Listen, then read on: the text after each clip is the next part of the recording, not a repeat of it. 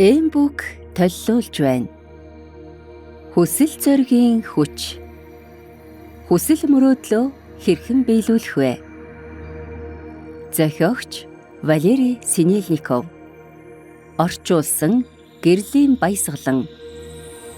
Өгүүлэгч Баасанжавын Уланбаяр.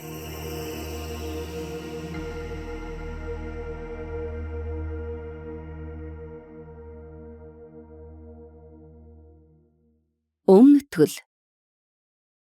Эрхэм уншигч минь, олон жилийн өмнө би эмчлэх үйлсийн замналдаа орсноор хүний сэтгэл зүй, ухамсарт болон ухамсаргүй оюун ухааны өргөн удам орон зайд сонирхолтой аялал хийж эхэлсэн билээ.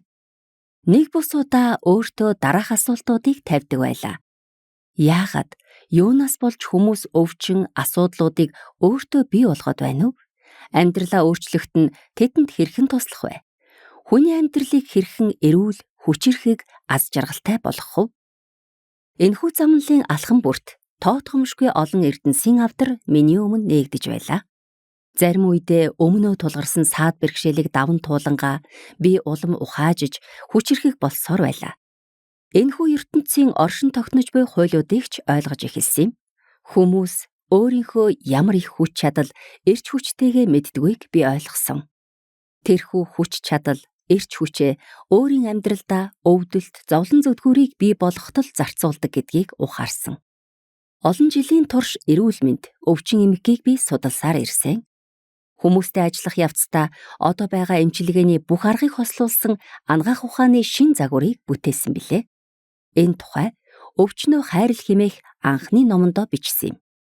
Тухайн номондоо өвчний шалтгааны тухай далд ухамсарыг дахин програмчлах үр дүнтэй аргыг тайлбарласан бөгөөд үүнийг дотоод хувиргалтын аргачлал хэмээн нэрлэсэн. Дараа нь энэ загварыг зөвхөн өөрийн эрүүл мэндээ сайжруулахад төдийгүй хүмүүс хоорондын харилцаа, ажил, санхүүгийн байдал зэрэг амьдралын бүхий л хүрээг зохицуулахад ашиглаж болно гэдгийг ойлгосон юм. Хүсэл зоригийн хүч хэмээх энэхүү шин номондоо хүсэл зоригоо бүтээж хэрэгжүүлэх урлагийн бүтцийг дэлгэрүүлсэн болно. Энэ номыг уншсны дараа санскрит хэлээр Ятха Санкальпа Ситхи буюу өөрийн хүсэл зоригийг хэрэгжүүлэх маш эртний мэдлэг чадварыг эзэмших боломжтой болох юм. Яагаад бидэнд энэ мэдлэг хэрэгтэй байна вэ? Учир нь буруу хүслийн уршигаар бидний амьдралд олон зовлон ирдэг нь үнэ. Тийм ч болохоор хүслээ биелүүлэхээс эмээж яв гэж санаандгүй хэлэгдээгүй болов уу? Нэмж дуртахад олон хүмүүс өөрсдийн хүслийг бүрэн ухамсарлгүй болохыг олж мэдсэн юм. Зарим нь юу хүсэж байгаагаа ч мэддэггүй. Хүмүүс юу хүсэхгүй байгаагаа, юуг арилгахыг хүсэж байгаагаа л мэддэг. Жишээлбэл хүн ямар нэгэн өвчнөд нэрвэглээ гэхэд амьдралд нь саад учруулж байгаа түүнээс аль болох түргэн ангижрахыг л хүсдэг. Гэвч үүнийг яаж хийх вэ? Ийм нөхцөлд оюун ухаанаа хэрхэн зөв удирдах вэ? Хүсэл зоригоо хэрхэн зөв бүрдүүлэх вэ? Эдгээр мэдлэг хүмүүс төдийлөн байдгүй. Бидэнд байглаас заяасан хязгааргүй чадвар, боломжууд агуулгаддаг хэдий ч тэдгээрийн багахан хэсгийг л бид ашигладаг. Эрдэмтэд хүн тархиныхаа багтаамжийн ердөө 5-7% л ашигладаг гэж үздэг. Харин миний бодлоор бол түүнээс ч бага байх. Нэгэн өдөр би ийм дүр зургийн гэрч болсон юм. Залуу өвөөдөө ухаалаг утас бэлгэлэхээр шийджээ. Өвөө түүнийг нь эргүүлж тойруулж байгаад асууж, товчнууд нь хаана байгаа юм? Яаж залгах юм? Ямар товчлорууд вэ өвөө?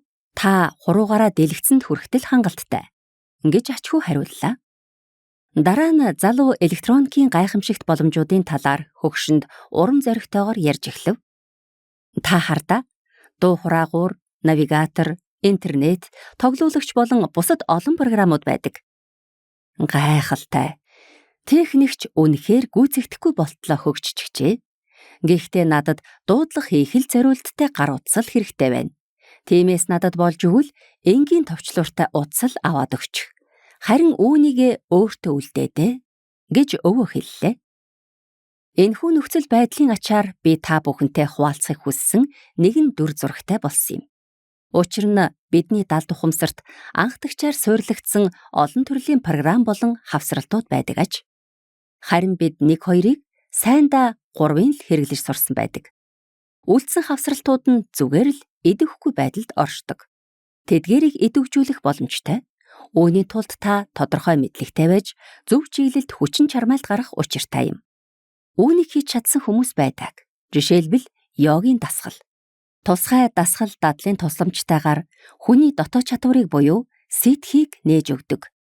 Ийм ситхийд зөв бэлэг, левитац, зүрхний цохилт, амьсгал зэрэг олон зүйлүүд хамаардаг.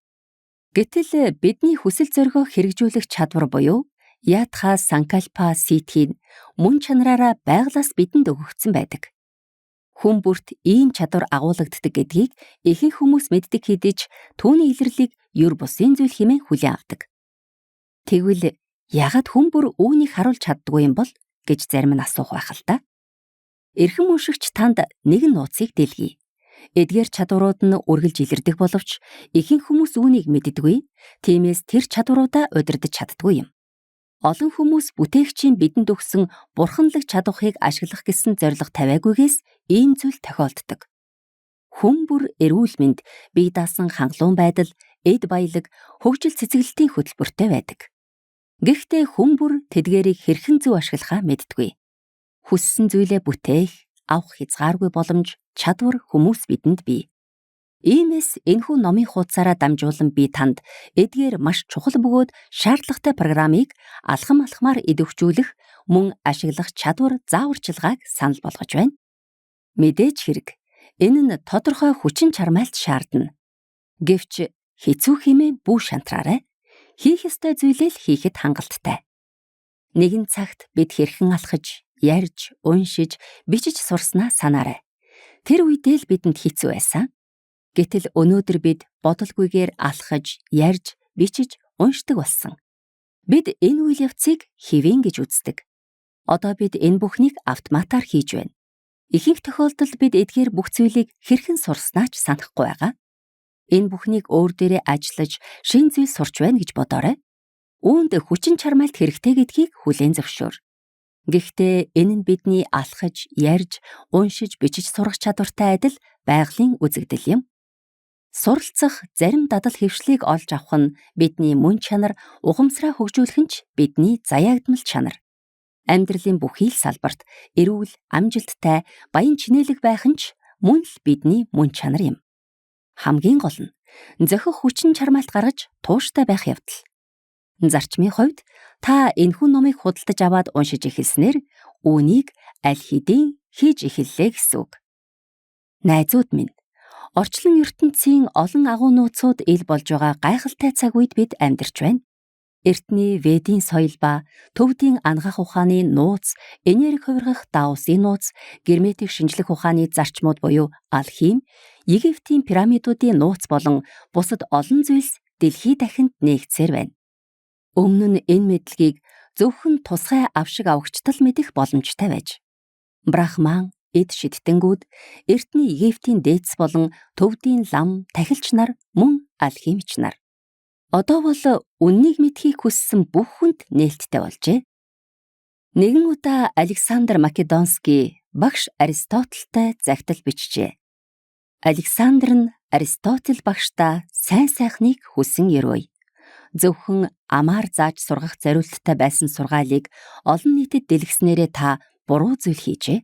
Бидний өсөж хүмүүжсэн сургаал нийтийн хүртээл болчихвол бид бусад хүмүүсээс юугаараа ялгагдах вүлээ? Би бусдаас эрх мэдлээрээ бус дээд хүчний мэдлэгээрээ давуу баймаар байна. Эрүүл энхийг хүсье. Хэдэн 100 жилийн өмнө Аристотель хүмүүст орчлон ертөнцийн хуулиудын талаарх зарим нууц мэдлэгийг нээсэн юм. Энэ нь Македоны Александрын дургүй хүргэсэн байлаа. Харин одоо байдал огт өөр болсон. Хүн асар их хэмжээний мэдээллээр бөмбөгдүүлж байна. Хүн бүр өөр төрлийн мэдлэг олж авах боломжтой болсон. Гэвч энэ мэдлэгийг амьдралд хэрхэн хэрэгжүүлэхээ хүн бүр мэддэггүй. Үүнээс гадна мэдээлэл заримдаа хоорондоо зөрчилддөг, эсвэл эсрэг тэсрэг агуулгатай байдаг. Энэ бүх мэдээллийн урсгалд хэрхэн живэхгүй байх вэ?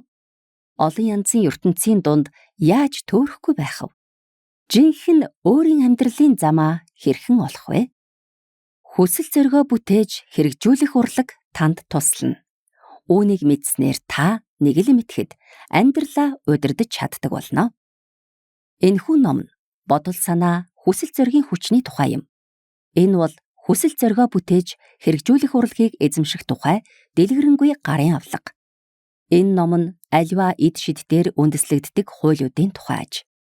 Цагтаа нууц хэмээн нэрлэгдэж байсан мэдлэгийг эзэмшснээр та амьдралаа үнэхээр сонирхолтой болгож маш үр дүнтэй үйл хийх боломжтой болох юм.